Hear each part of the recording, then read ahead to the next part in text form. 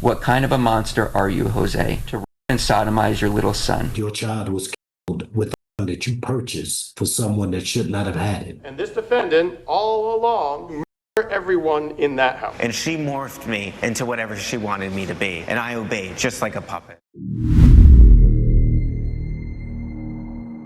In early 2019, Noah Cuatro was living in Palmdale, California, with his parents, Jose Cuatro Jr. and Ursula Elaine Juarez. He had previously been removed from their care due to neglect, but was later returned by the Department of Children and Family Services, DCFS. In the months that followed, relatives noticed troubling changes in Noah's health and behavior and reported their concerns to social workers. Records show that DCFS staff had considered removing Noah again, but those requests were ultimately denied. On July 5th, 2019, the parents called 911, claiming Noah had drowned in a pool. First responders found inconsistencies in that account, and an investigation later determined his death was the result of prolonged abuse. Both parents were arrested and charged. Jose, you by far are the worst kind of human being I have ever met.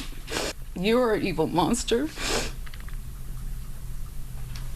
I hope you and Ursula never get out of prison. Why did they, DCFS, take away Noah from you?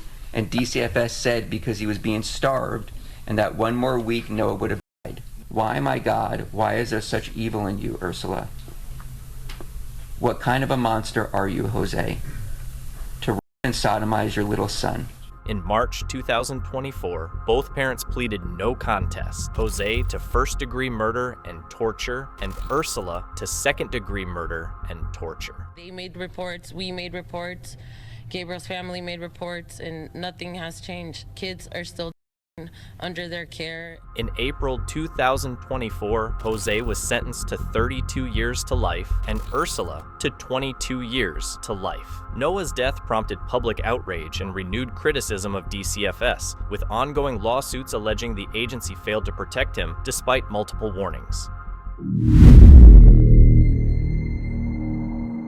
In June 2019, Noah Tomlin was reported missing from his home in Hampton, Virginia by his mother, Julia Tomlin. The disappearance triggered an intensive search across the city, including landfills and industrial sites. After more than a week of searching, investigators located his remains on July 3rd at a local steam plant. An autopsy later revealed that Noah had endured long-term mistreatment, and his injuries ultimately led to his death. There is no question in my mind, based on the evidence, this child was tortured. Nothing really kind of grabs you like seeing a child or a toddler being the victim of a crime, particularly something as horrific as this particular crime. Based on DNA and other evidence, prosecutors concluded that Tomlin was present when it happened and later arranged for the disposal of his remains. She should never, ever get the opportunity to ever hold another baby or to ever be in a caretaker role. Do I feel that the ball was dropped? Again, it's not my place to say, but clearly she should not have been in a position to be caretaker of anyone's child. Justice looked like Julia Tomlin being held fully accountable for the death of her son. Tomlin was arrested and charged with multiple offenses, including murder and unlawful disposal of a body. In 2022, Julia Tomlin pleaded guilty and was sentenced to 55 years in prison, bringing a legal end to a case that had deeply affected the Hampton community. In November 2023, 37-year-old Samuel Haskell IV was living in Tarzana, California with his wife, May, and her parents, Yanxiang Wang and Gaoshan Li. On November 6th, the three family members were last seen alive at the home. The following day, Haskell reportedly hired day laborers to remove several large black bags, telling them they contained rocks. When one of the workers looked inside and saw something suspicious, they returned the bags and contacted the police. Later that day, a man found a bag containing human remains, later confirmed to be May's. Investigators searched Haskell's home and a rental vehicle, finding tools and other items of concern, but the remains of her parents were never located. Mr. Haskell never, ever volunteered what happened and where he put the body parts of the three individuals he brutally killed, nor has he ever provided a full explanation as to why he did it. Well, the effort to find the bodies of Mr. Haskell's in-laws will never stop until they're found. The likelihood, though, of finding almost a year and a half after they were killed goes down every day. Haskell was arrested and charged with 3 counts of murder, pleading not guilty in December 2023. So he was planning on murdering these people, getting rid of their bodies at least long enough to make his escape to Japan. And, it's pretty clear that that's what happened. But for the intervention of those laborers that did the right thing, he might have gotten away with it. Prosecutors allege the crimes were planned weeks in advance and believe they had a strong case as the preliminary hearing approached in July 2025. However, just days before that hearing, Haskell was found dead in his cell at the Twin Towers Correctional Facility in what authorities described as he killed himself. A note was reportedly found, but it did not reveal a motive or the location of the missing remains. His death ended the criminal proceedings, leaving the victims' loved ones without the full answers they had been seeking. In December 2016, 23-year-old Isaac Infante traveled from Bethlehem, Pennsylvania to West Harlem, where his former partner, Felicia Barahona, lived with their son, Miguel. Prosecutors say he went to her apartment, and during that visit, both Barahona and the boy lost their lives. Infante returned to Pennsylvania afterward and spent the holidays with family. A few days later, he went to a Manhattan police precinct, initially appearing as a grieving ex-partner, but later admitted his involvement, citing personal disputes over parenting. We have him on video in the hallway, pacing back and forth in front of the apartment, and that's when he goes in. He leaves at 1 o'clock. We believe it is then that he commits the homicide. He was arrested and charged with 2 counts each of first and second degree murder. What's your reaction hearing what happened that night? Well, I mean, I'm his attorney, and it's my job to defend him. When you hear about something like this as a human being, of course you're going to be sad. On December 5, 2017, Infante pleaded guilty to all charges in New York State Supreme Court. The following month, Manhattan District Attorney Cyrus R. Vance Jr. announced that Infante had been sentenced to 25 years to life in state prison for the deaths of Barahona and their son Miguel. In October 2023, a birthday celebration on Roslyn Avenue in San Antonio took a tragic turn. Witnesses recalled that the evening began normally, but tensions rose when a disagreement reportedly started between Raul Trevino's sisters and a girl at the gathering. Accounts differ on whether anything was actually said, but the argument soon escalated when Trevino and his father arrived. Do you say anything to Cassidy? No. Does Cassidy say anything to you? No, she just walks past me, starts talking. Security footage later shown in court captured Trevino pulling out a firearm, prompting people to scatter as multiple shots rang out. Some guests at the party were also armed, and while one victim, Marvin Medrano, did not fire, his cousin did. In the chaos, Medrano and his sister, Jennifer Collin, lost their lives, and Medrano's daughter was injured. Almost 2 years later, Trevino stood trial. There was bullets everywhere. The bullet that's first is from who? Raul. Testimony from witnesses, including Medrano's widow, described the frightening moments of the shooting. The jury found Trevino guilty of capital murder and aggravated assault, resulting in an automatic life sentence without the possibility of parole. In May 2014, a confrontation between Trevon Ammons, Markel Vaughn, and Aquille Muse in an Omaha parking lot turned into a brief but heated fight. Several other boys were present, and part of the incident was captured on cell phone video. During the exchange, Muse fell and got injured. He was taken to the hospital, but despite medical care, he passed away 4 days later. Prosecutors reviewed the footage and determined the fight had been mutual, with no weapons involved. Given the circumstances and the lack of prior trouble, the case was moved from adult court to juvenile court. Just a very, very tragic outcome for what would seem like a silly, stupid fight. There was an actual video taken, and we looked at that frame by frame.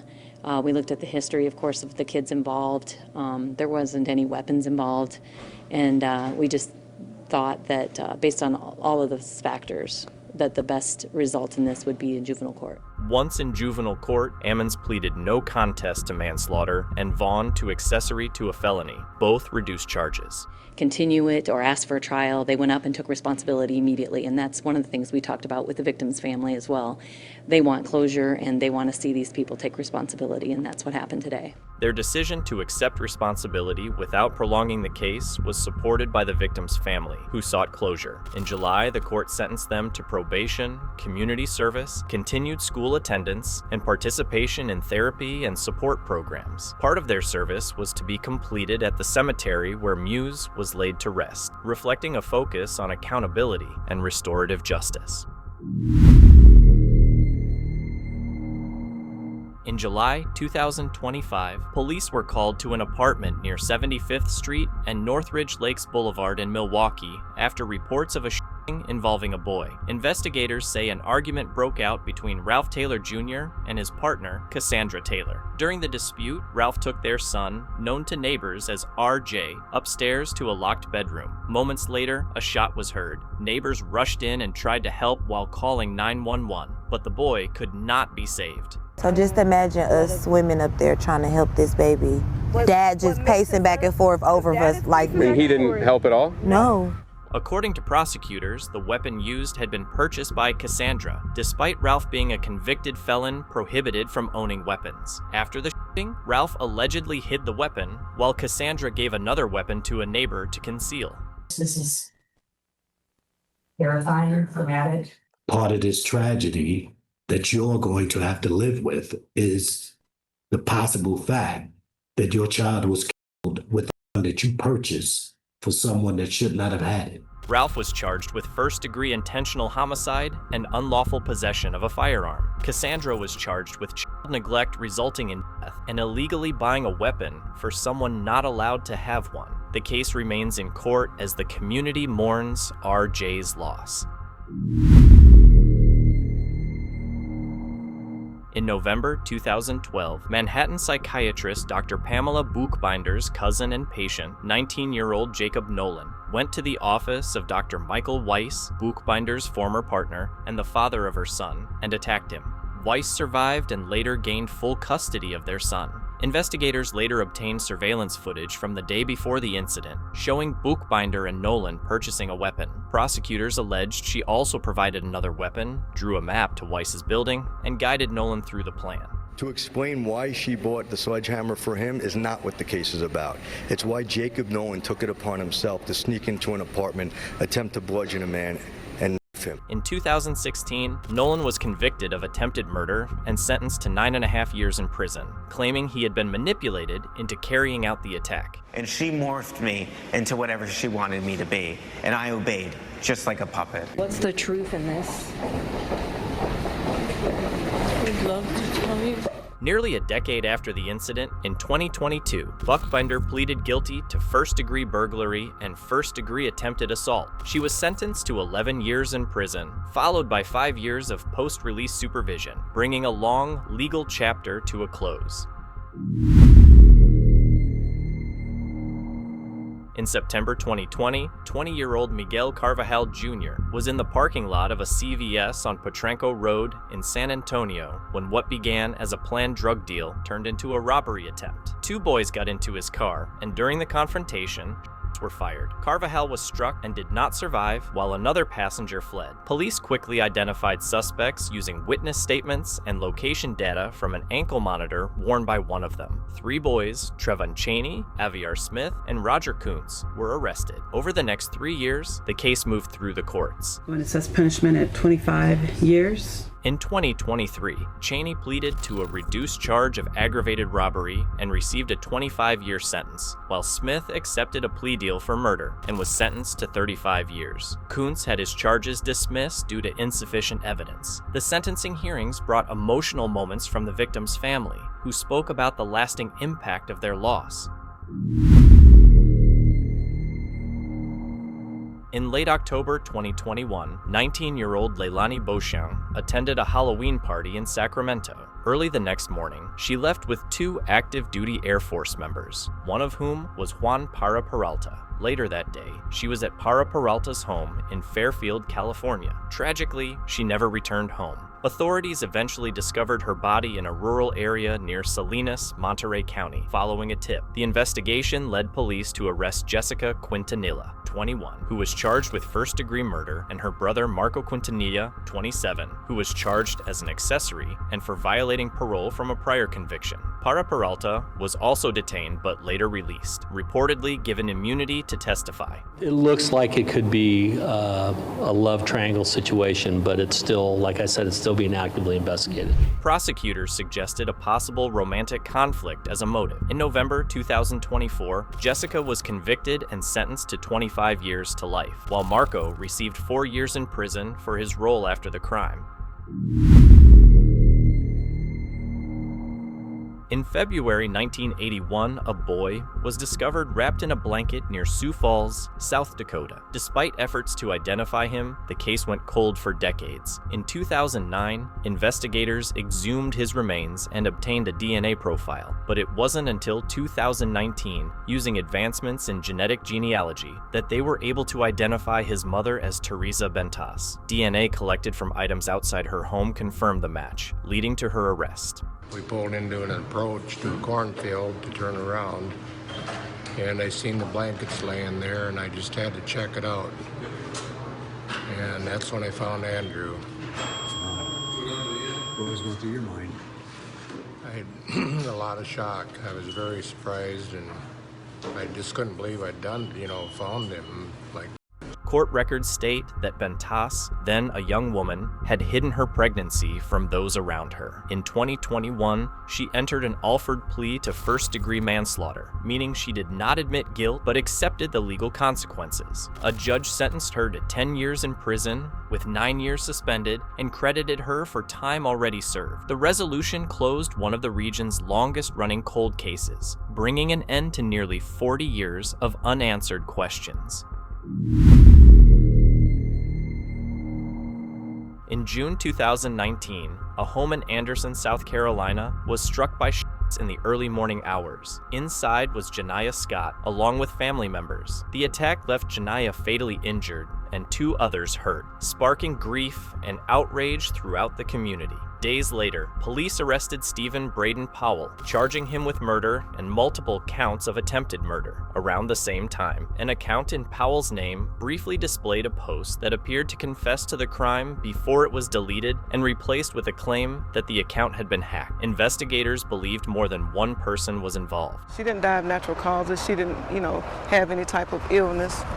She died from violence, from a that entered her body. All the cries and the people mourning and her friends there at her casket, just the total visual of it, it was very, very heartbreaking. I just say that I pray that God convicts the person, their mind, their conscience, for someone to come forward. Over a year later, in July 2020, they arrested 21-year-old Desmond Bruton, already in custody for an unrelated matter, and charged him in connection with the shooting. It does not surprise me that he's involved in something like this. When we interviewed him, he was very manipulative.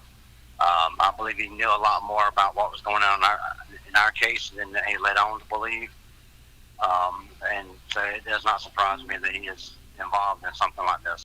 Authorities also explored whether the weapons used in this case were linked to other incidents in the area. The arrest brought the case closer to trial, while the Anderson community continued to honor Janiah's memory and call for an end to violence. In June 2024, Amillier Penn was playing football with friends on Umatilla Street in Grand Rapids when he was fatally shot. Nearly a year later, Cartier Pascal, already in custody for an unrelated matter, was charged with murder and a weapons offense in connection with the case. Investigators say surveillance video showed someone running from the scene toward Pascal's home, and evidence from his phone included audio messages and weapon-related images. During a preliminary hearing in June 2025, several witnesses testified for the prosecution. I felt sick to my stomach for months knowing about it. I was losing sleep over it because, the 13-year-old just deserved justice and it made me sick because what if that was my sibling, or it just made me sick to my stomach. And one day I woke up and see his dad's post on Facebook and I kind of reached out. And then you told the police the same story you told us? Yes. One witness admitted she waited months before coming forward because the information deeply troubled her. Some said they were in a car with Pascal when he spoke about the shooting, while another described seeing the incident from a distance. Detectives detailed the investigation and evidence collection, and after reviewing the case, the judge ruled there was enough to send it to the circuit court for trial. On June 21, 2025, a Juneteenth celebration on Scarborough Road in Anderson County, South Carolina, was disrupted by a shootout after a fight broke out in the crowd. 35-year-old Laporshia Cobb, a mother of 3, was killed and 9 others were injured. Investigators quickly identified suspects, arresting 18-year-old T.L. Hollings within hours. In the days that followed, 19-year-old Kiayataz Gear and 18-year-old Cameron Goss were also taken into custody. All 3 were charged with murder and multiple counts of aggravated assault. At separate bond hearings, all 3 suspects were denied bail. Not only the embarrassment that it have caused the city, but the hurt of having to look 3 babies in the face and let them know that their mom not coming home. You don't have any value for your life or anybody that you did. But as it was said before, I do forgive you, but you got to answer yourself to God and get it come clear. Gear and Goss addressed the court, proclaiming their innocence while expressing condolences to the victims' families. I'm innocent, and I hope y'all find the real person that did this. I didn't do nothing, but I do apologize for what happened to our family and all the other people that were shot. Hollings, a local high school student and basketball player, had his bond denied earlier in the week. We lost somebody that was precious to us, and since Portia's no longer with us, she can't come back to us. I feel that they took a life, they should forfeit their life, whether that's penalty or life in prison with no parole. Cobb's family attended the hearings, expressing grief and calling for justice, while the court ordered all suspects to have no contact with the family. The case is set to return to court for further proceedings later this year. In March 2021, Bowling Green State University sophomore Stone Foltz attended an off-campus Pi Kappa Alpha fraternity event as part of his initiation. According to testimony, pledges were expected to consume large amounts of alcohol in a short period. Foltz was later taken back to his apartment by fraternity members, but left alone. When a roommate found him unresponsive, he was rushed to the hospital, where he remained on life support for several days before passing away from alcohol-related complications. The tragedy sparked a major investigation, leading to charges against 8 fraternity members. Over time, several, including former chapter president Dylann Roof, pleaded guilty to offenses such as reckless homicide, hazing, and evidence tampering. So I can't really describe what other people's mindsets might have been, but to me, finishing a bottle of California private stock, you should have also just bought 2, one for him, one for me. It's kind of cheap. In June 2022, Dunson was sentenced to 21 days in jail, 28 days of house arrest, and 3 years of probation. Several others received similar sentences involving short jail terms, house arrest, and probation. The Foltz family also pursued a civil case, resulting in a $2.9 million settlement with the university, the largest hazing-related settlement in Ohio's public university history. In April 2023, San Antonio was shaken by a troubling domestic case involving Stephen Michael Clare, a local nurse practitioner. Authorities allege that during a confrontation with his former wife, Mariah Gardner, and their 2 young daughters, tragedy struck. One girl lost her life, while the other and Gardner survived but were badly injured. Clare was arrested soon after and held on a $1.5 million bond. Prosecutors later filed formal charges: capital murder of a child under 10, attempted capital murder, and aggravated assault with a deadly weapon. Because of the seriousness of the accusations, the state announced its intent to pursue the death penalty. Investigators collected physical evidence, including a firearm believed to be linked to the case, which was sent to the state crime lab for testing. But by late 2024, delays emerged. The lab faced heavy backlogs, slowing down the return of test results. In a September hearing, defense attorneys argued they could not move forward without those results. The judge agreed, pushing jury selection from October 11th to October 28th, while urging the prosecution to have the testing expedited. Even with these adjustments, the case remained stalled. Start staying on the orange tape. Make sure you speak loud enough for everybody to hear you if they ask you any questions. Okay, will the lawyers please make their announcements? Taylor Strauss for the state. Brendan Fuchs, Danny De La Garza, and Jim Weed for the defendant, Your Honor. Okay, and sir, you are Stephen Michael Clare? Okay, so what are we here for today? State or defense? Defense has filed a motion for the discovery of the Child Protective Service records. So we're here for a hearing on that motion. Okay, and defense? Good morning, Your Honor. That is true. I believe the court has a copy in front of it. You have a copy, Tammy? Yes, sir. And Your Honor, may I tender you a protective order that both sides have signed? Oh, okay, signed already. Okay, so the state does not have any issue with me signing the motion of discovery with the protective order? Correct. It Okay. just has to be ordered before we can turn it. Sure. Thank you, Judge. So, go ahead. Just that we would tell you, Your Honor, that we just would argue that we have an essential need for it, that under 3914, we believe that it would be discoverable, and we just ask that you order the production of it and then sign that protective order, ordering us to not disclose it to anybody, which we won't do. Okay, then I'll go ahead and grant that motion.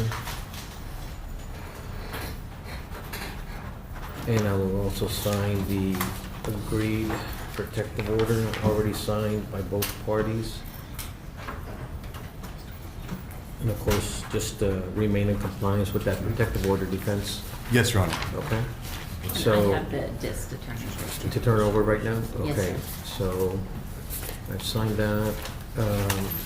Now, are there any other matters that the parties wish to address at this time? Other than the protective order, the scheduling order? Well, we've discussed that prior to approaching the bench, Your Honor. If you can speak up, Counsel. The state has informed us that there is what might be called newly discovered evidence that is being processed at the present time. And that is additional evidence that would probably require us to file a motion regarding it. And I don't want to piecemeal file motions if it can be avoided so we can finally set a motion hearing. But until that's processed, we're not going to be able to do it. And as we informed the court at our last setting in August and the defense, the item that we're referring to is the firearm was located, and it has been since been sent to the crime lab. We have requested both serology testing and firearms testing of that weapon, and so we have not received the results yet. There's a backlog at the crime lab, and so we're waiting for that. I'm going to ask that it be expedited.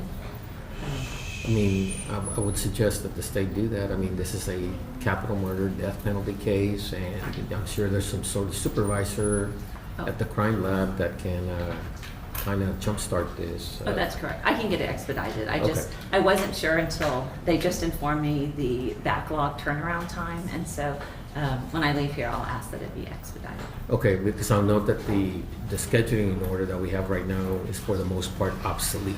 We've passed so many deadlines that it's not feasible anymore. Right. So the state in the defense, we discussed prior to approaching the bench about after we get this evidence that perhaps we can get together and agree on a scheduling order to submit to the court for your approval. Okay, so for now then, as soon as you can contact the crime lab, get this matter expedited, get the results to the defense. Once you receive the results, then that should suffice for you to file your pretrial motions. Right. Correct. Right. If necessary. That's Okay. right. So right now, when would the next setting be then, Gloria? The next setting right now is scheduled for September 27th, and that was the questionnaire, which is, of course, ludicrous, right? So let's just reset it, 30 days, 45 days out? Let's do 45 days and see if that suffices, okay? And hopefully, we'll reset the matter for 45 days. If for any reason 45 days come up and you still do not have a result of the firearm testing by the crime lab, then let the court know, okay? I will. Yes, Your Honor. Anything else from the state? No, Your Honor. Anything else from the defense? No, Your Honor. Okay, then that closes the record on this case for today, okay? Thank you to the parties. hearings revealed that many deadlines had passed, and the lab results were still pending. Both sides were instructed to collaborate on a new schedule. By June 2025, little progress had been made. Judge Joel Perez acknowledged that the case could not proceed and postponed the trial again, moving it into early 2026 without setting a firm date. As of now, Stephen Michael Clare remains in custody while attorneys continue preparing for what is expected to be a lengthy and high-profile trial. Prosecutors are seeking the death penalty, while the defense presses for more time and complete access to the evidence. The family of Mariah Gardner continues to wait for justice as the slow legal process moves forward. On May 17, 2023, what began as an ordinary stop at a Bell Tire shop in Roseville, Michigan, turned into tragedy. 60-year-old Cheryl Ann Parsley had pulled over to put air in her car tires when she was suddenly attacked. Not long after, the same man, Shane Burns, went on to harm another person at a nearby bus stop before police finally caught up with him in Warren. Officers discovered weapons and ammunition in his vehicle, and Burns was taken into custody. The case moved quickly through the courts. In June 2025, a Macomb County jury found Burns guilty on all counts, including first-degree murder, assault with intent to murder, weapons offenses, and other related charges. The verdict left no room for doubt about his responsibility. On July 24, 2025, Burns returned to court for sentencing. Thank you, Judge. As you know, we had a trial in this matter where the jury found Mr. Burns guilty of all of the charges he was charged with at that time. Judge, Mr. Burns is remorseful. I've been working with him now for a couple of years. I was the main attorney on the case. Mr. Kanoki came in to assist with the trial. I think that both of us can say that in our time with Mr. Burns, he has shown remorse for his actions. I know the jury did not find that Mr. Burns was insane, but he does have mental health illnesses. Even the pre-sentence investigation report does say that he is a diagnosed schizophrenic. Those records were provided to probation. Judge, I know there's not much you can do with this sentence. It is what it is. So with that, I'll rest. His attorney acknowledged that he had long struggled with mental illness, but explained that the jury had determined he was legally sane at the time of the crime. She described him as remorseful, though she admitted the outcome of the sentence was unavoidable. The hearing then turned to Cheryl's family. Her daughter, Jennifer Ryan, wrote about the bond she shared with her mother. My name is Jennifer Ryan. I'm the daughter of Cheryl Ryan Parsley, who was murdered by the defendant on May 17, 2023. Cheryl wasn't just my mother. She was my best friend, my support, my confidant, my daily phone call, my safe place. Her death didn't just end her life. It destroyed the life we had and the version of me that existed when she was still alive. I lost my twin brother, my father, my grandmother, and many other family members. But losing her this way shattered what was left of me. She was strong, smart, and loving. She had survived so much already. She deserved peace and safety, not fear, not pain, not the violence he inflicted on her. And I lived with the weight of that every single day, something I never asked for. She would never be able to watch her grandchildren grow up, be there to see me get married, or be there for any more big moments in my life. Your Honor, I ask that you hold him fully accountable, not just for what he did to her, but for what he left behind, the grief, the trauma, and the silence I now carry. Through you, I want him to hear this. Her life mattered. She mattered. And you will not erase that. He took her away, but he did not take my voice. And today, I am using it to speak for her, because she doesn't have that option anymore. I hope that justice finds him, and I hope that it hurts. Cheryl wasn't just a parent, she was her best friend, her confidant, and her daily source of support. Prosecutors also remembered Cheryl's husband, Larry, who sadly passed away before the trial concluded. They recalled his heartfelt words describing Cheryl as all I had, showing just how much she meant to those closest to her. The acts that you did were literally a horror movie in real life. The random violence is it's rarely heard of in real life. It's horrific. You left horror in the hearts of the family of Mr. Backey and the Parsley family and all their friends that will never go away. So, obviously, I am sentencing you to life in prison, and it's deserved. You have credit for 1,598 days in jail. So count 1 is life in prison.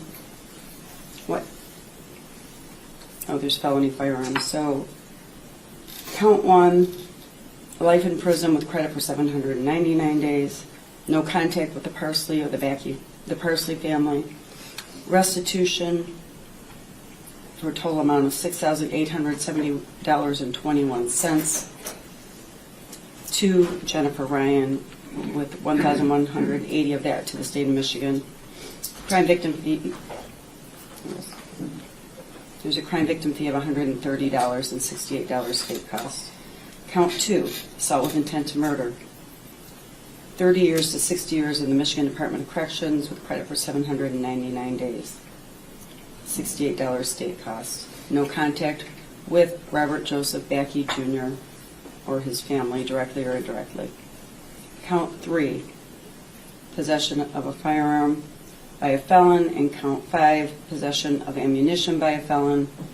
3 years to 7 years and 6 months with credit for 69 days served and $136 state cost. Counts 4 and 6. Felony firearm. 2 years in the Michigan Department of Corrections with credit for 730 days. $136 state cost. Count 7, disarming a peace officer. 3 years to 6 years with credit for 799 days served, $68 state cost. Carrying concealed weapon. 3 years to 7 years and 6 months with credit for 799 days served, $68 state cost. The felony firearm cases are to be served prior to, and it's a consecutive sentence to all the other counts. And just to be clear for the record, of course, the felony firearms are consecutive to their attached charges only. They're concurrent with each other, and then concurrent to the charges that are not specifically attached. Yes. Predicate felonies. Number 1 and number 2 is with the weapons offenses, and specifically carrying a concealed weapon. All of the firearms that were seized by police are to be forfeited and destroyed by. When it came time to speak, Shane Burns declined. The judge, however, described the act as a horror movie in real life and stressed the lasting pain it caused the family and community. He then sentenced Burns to life in prison without parole, along with additional years for related charges, and ordered restitution to the victim's family.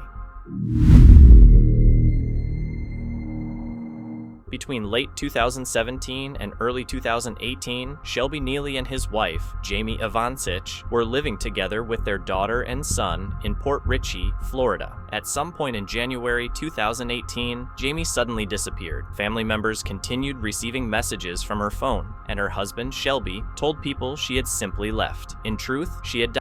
Though no one suspected it at the time, months passed, and Jamie's family remained unaware of her fate. They continued to try contacting her, especially her parents, Richard and Laura Ivancich, and her brother Nick. These were people deeply involved in Jamie's life, loving and supportive. Her parents had fostered a girl and a boy for years, and later adopted Jamie and Nick, offering them a stable home. They had moved to Florida, and Nick often lived with them. In December 2018, Shelby Nealy arrived in Florida with his daughter and son. He went to stay with Richard, Laura, and Nick at their home in Tarpon Springs. He told the family that Jamie had stayed behind in Texas for work, and the family welcomed them for the holidays. What happened next, according to prosecutors, was part of a larger plan Nealy had been preparing. On December 14, 2018, Laura was last seen going shopping. That same day, Richard celebrated his 71st birthday and spoke with his son on the phone. It would be the last time anyone outside the home heard from him. Investigators believe that sometime between December 14th and 16th, all 3 members of the Avancich family, Richard, Laura, and Nick, died in their home. Nealy then attempted to cover up what had happened by staging the scene, moving furniture, cleaning up areas, and sending messages from their phones to delay suspicion. So now Jamie and her family are coming to visit 1954 Juanita Way early to mid-December of 2018. They'll be there for Richard's birthday, the holidays, but at some point between December 2nd and December of 2018 and December 7th, so 2nd and 7th of 2018, Jamie's gray Hyundai vehicle arrives with this defendant, the two kids, but no Jamie. This defendant explains to them how Jamie couldn't make it because of work. She had to stay in Texas. They were also ducking collections investigators because they had abandoned the Norwood Avenue residence. So Jamie remained in Texas and didn't come. So the defendant and his two kids, remember about three and about one, are staying with Richard, Laura, and Nick for at least a week, which brings us to December 14th of 2018. So we know on December 14th that Laura goes on a shopping trip. We know it takes her up to State Road 50 in Hernando County. She goes to a CVS, she goes to a Cracker Barrel, she goes to a bank, and then the last place that we know she goes is to a Walgreens on US 19 in Port Richey, which would be on the way back. And that's at 3:45 p.m. in her red 2013 Kia vehicle. So backing up just a bit, the day before, which would be December 13th of 2018, was Richard Ivancic's birthday. Richard, as I mentioned earlier, turned 71. And on that day, he spoke to people on the phone. In particular, his son, Richard, I'm going to call him Rich to distinguish, his son Rich. And that is the last time that anyone outside of the people staying at 1954 Juanita Way will hear from Richard. Because once you hear the evidence and put the pieces together, it will show that Laura goes on that shopping trip. And either during those hours shopping, as the evidence will suggest, or potentially, maybe on the 15th at a shopping, if she's shopping again, definitely no later than the 15th, that Nick is apparently not home as well, possibly working. So Richard is alone, 1954 Juanita Way, with this defendant and the two small children.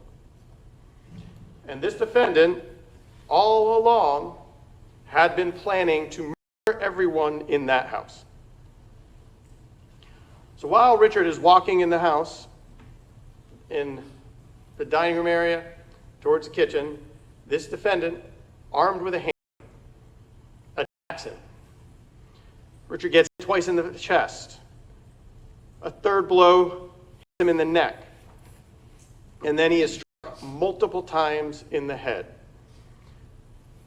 Richard lies there horribly injured for some period of time as the defendant realizes he's not dead, and then comes back and attacks him more, inflicting injuries that will ultimately result in Richard's death. Richard gets hit in the head at least 7 times that can be detected.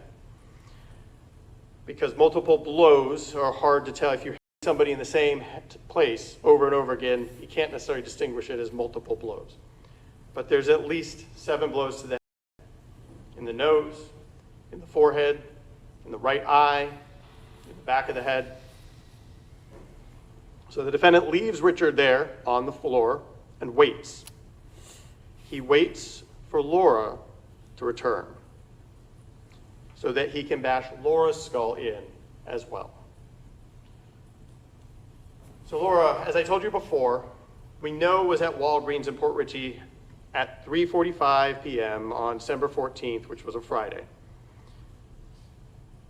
Given travel time, she's alive until at least 4 p.m. on the 14th.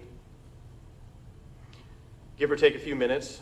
So she walks into her house, no idea that Richard is lying with his head bashed in, down on the floor.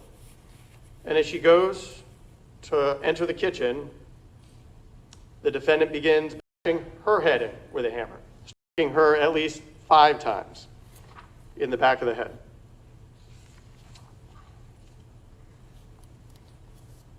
So that leaves Nick.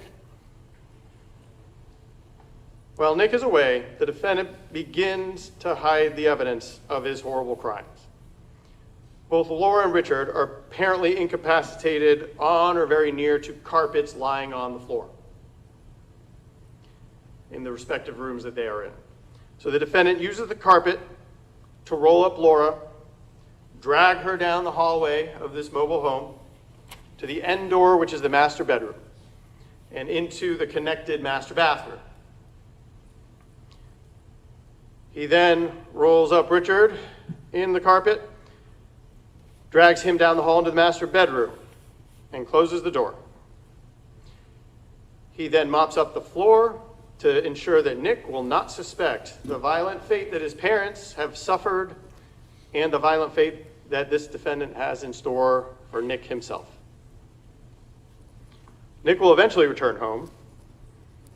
It is not entirely clear when, sometime between the late afternoon, early evening of December 14th, possibly sometime on December 15th. But remember, Nick was a friend, a good friend of the defendant. They were close. They are close. So the defendant wants to hang out with Nick one last time before he bashes his head in with a hammer. They get pizza. They hang out. They watch TV. They smoke. Nick even leaves to get more marijuana at some point and comes back.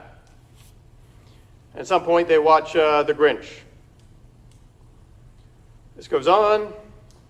And some point between the early morning of December 15th and the early morning of December 16th, Nick is asleep on the couch in the living room, and this defendant is awake.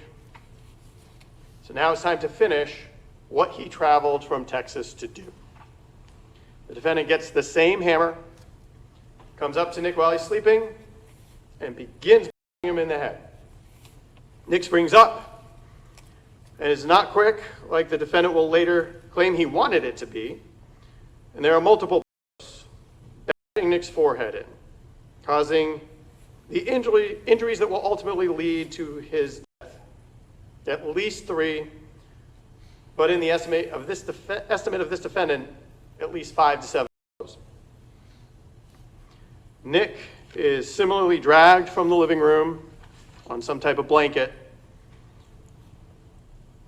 from the couch into his bedroom and left unceremoniously on the floor just inside the door. For over 2 weeks, no one knew what had occurred inside that home. It wasn't until New Year's Day, 2019, that family members, growing increasingly concerned, called for a welfare check. When officers entered the house, they found signs of a serious crime and launched a full investigation. About 2.5 weeks pass. Christmas comes and goes. Laura's brother-in-law passes away. Richard, Laura, and Nick aren't discovered dead and rotting at 1954 Juanita Way until New Year's Day of 2019. Multiple family members had tried to contact them between December 14th of 2018 and New Year's of 2019. But as they later found out, this defendant had been answering some texts on Laura's phone as part of his plan in order to throw everybody off, which we did successfully for a time.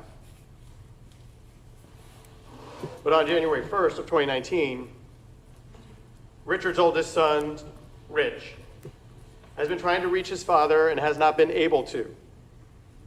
He compares notes with other family members, and he's concerned, so he calls law enforcement to do a welfare check so that the law enforcement here can have contact and make sure the people at 1954 Juanita Way are okay. The people were not okay. So Officer Rondos with Tarpon Springs Police Department responds along with other law enforcement officers. It doesn't take long to suspect that this is not the typical welfare check call they get. and that something far more sinister is going on. And it will take more than just a knock on the front door and making contact. So upon arrival, they get there. There's an obvious hole dug in the front yard. It looks like a grave. Dirt piled up on one side. Walking around the mobile home, there are flies visible on the windows, on the inside. And there's the smell. Law enforcement knocks on the door. No one answers. Front door is locked. But there's a sliding glass door that they're able to enter through a porch.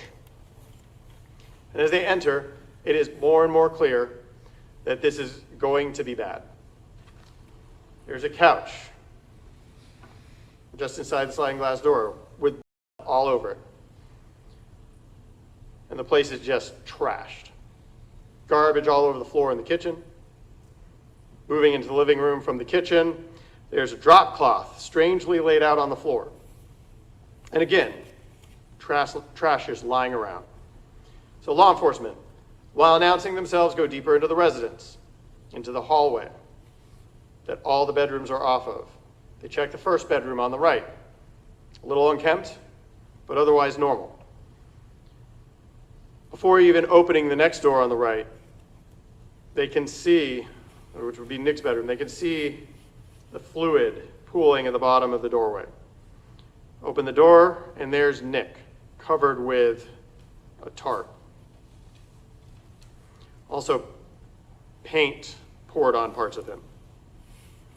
The room is just a disaster. Paint spattered on the walls, egg on the walls, garbage just piled on the bed in the middle, trashed. Down to the next bedroom, the last room on the hall, the master bedroom. Door opens, and there's Richard, partially rolled up in a rug, covered in paint, as if someone had just poured some paint on him, onto his face. Beyond him, into the master bathroom, is Laura, kind of rolled up in a carpet, a red towel on top of her back, some paint poured on her, and the rooms are just ransacked, trashed. Paint flung around on the walls, stuff piled on the bed, just like in Nick's room, drawers emptied, completely trashed. And all three occupants long dead. Detectives quickly identified Shelby Nealy as a person of interest. He had left Florida and driven to Ohio in Laura's car. On January 3rd, 2019, he was located and arrested in Lakewood, Ohio. A search of the residence and the vehicle uncovered personal belongings of the victims, financial records, and other items that helped piece together the timeline. Eventually, Nealy confessed not only to what happened in December 2018, but also revealed the truth about Jamie's disappearance nearly a year earlier. He admitted she had died back in January and had been buried behind their Port Richey home. For months, he had been pretending she was alive, using her phone and social media to keep up appearances. In 2023, Nealy pleaded guilty to all 4 deaths. The court sentenced him to 30 years in prison for Jamie's death, but because of the additional charges involving her family, a separate sentencing phase was scheduled for 2025 to determine whether he should receive life in prison or the death penalty. On July 16, 2025, the penalty phase began in a Pinellas County courtroom. During opening statements, the prosecutor outlined a chilling pattern of deception and planning. He said Nealy carried out the killings to avoid being caught for Jamie's death and described how Nealy tried to delay detection by manipulating phones, staging scenes, and fleeing the state. The prosecution also explained the aggravating circumstances. Nealy had already been convicted of a violent felony. The actions were premeditated, and the nature of the events showed intent to evade accountability. Over several days, the jury listened to detailed evidence, including forensic findings and Nealy's own statements. Outweigh any proven mitigating circumstances. We have further considered whether Shelby Nealy should be sentenced to life in prison without the possibility of parole or death. We, the jury, find by a vote of 11-1 that Shelby Nealy should be sentenced to death. As to count 2. We, the jury, unanimously find the state proved beyond a reasonable doubt that Shelby Nealy was previously or contemporaneously convicted of another capital felony or a felony involving the use of violence to another person. Yes, 12. We, the jury, unanimously find the state proved beyond a reasonable doubt that the first-degree murder was committed for the purpose of avoiding or preventing a lawful arrest. Yes, 12.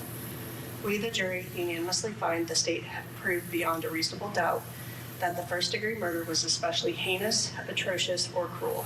Yes, 12.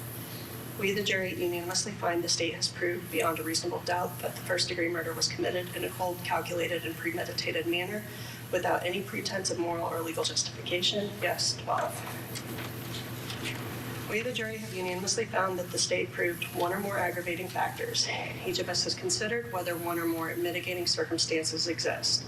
Each of us has weighed whether the proven aggravating factors are sufficient and whether the proven aggravating factors outweigh any proven mitigating circumstances.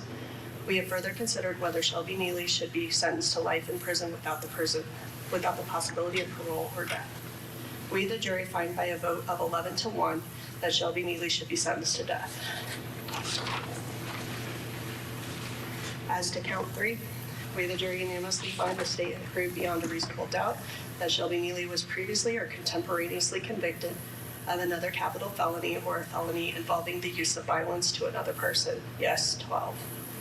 We, the jury, unanimously find that the state has proved beyond a reasonable doubt that the first-degree murder was committed for the purpose of avoiding or preventing a lawful arrest. Yes, 12.